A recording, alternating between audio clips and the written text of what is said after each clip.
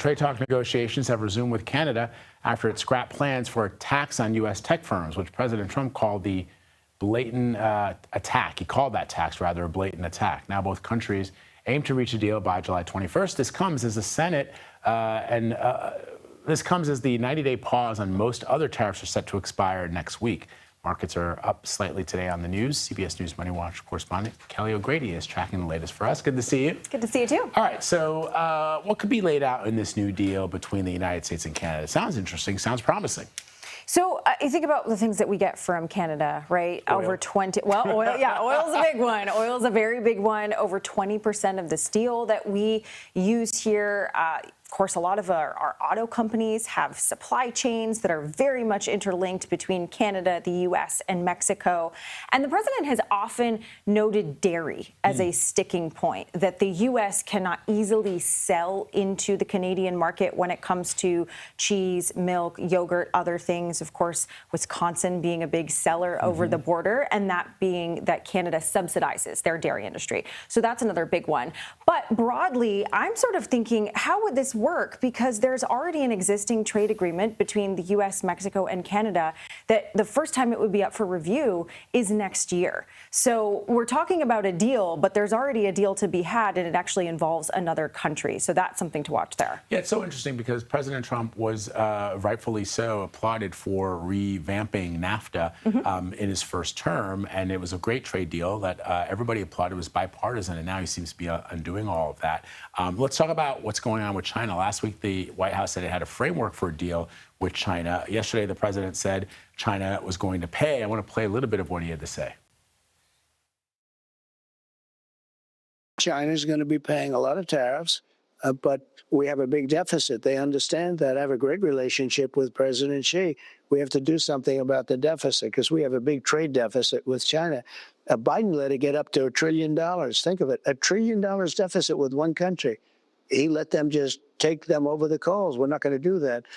But we're doing a rare earth deal, but we're also doing, remember, we have all of the airplane parts. They can't fly their airplanes without us. So we had, some guards also.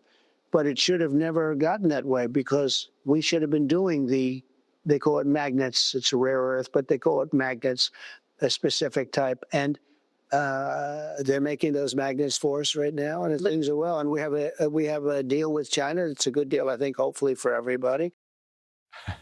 There's a lot in there. What's the takeaway, Kelly?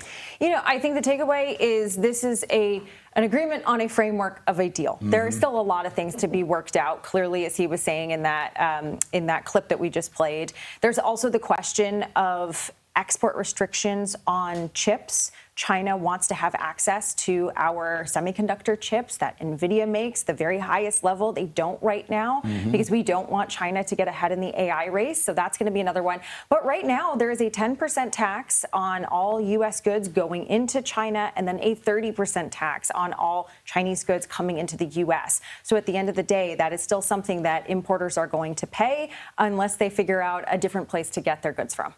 All right. The president claims that there's a buyer for TikTok. I haven't seen anything. Do we know, or do we have any hints at who it could possibly be? So in that same interview with Fox, he mentioned that he might be saying who it is in the next 2 weeks. The big thing, though, right? The big thing, though, is remember before all of this back and forth with China started, he did say there was a deal, and then when they walked away from the table, that sort of fell apart because Beijing is going to likely have to approve the sale because it is a Chinese company that owns TikTok. We know there's a number of investors that are interested in the bid. Frank McCourt, Project Liberty, also with Shark Tank's Kevin O'Leary is a part of that. We know that a couple of others are involved. There's also some companies like App11 that have submitted a bid. We don't know exactly who, but maybe we'll hear something in the next 2 weeks. But of course, they're going to have to go through all the hoops around U.S. data and how that is stored and figure out this algorithm because that is owned by ByteDance, the Chinese company. The algorithm is the key. That is the one thing that makes TikTok valuable. Exactly. And we had Frank McCourt, you'll recall, on CBS Mornings, and we asked him, if you're not going to have access to the algorithm, then what's the point? Right. No one can really answer that. So he says that there's a different way to do it, that they figured it out. I don't know, but we'll see if he's one of those guys who ultimately wins that bid. Kelly O'Grady, good to have you here. Thank you. Happy Monday.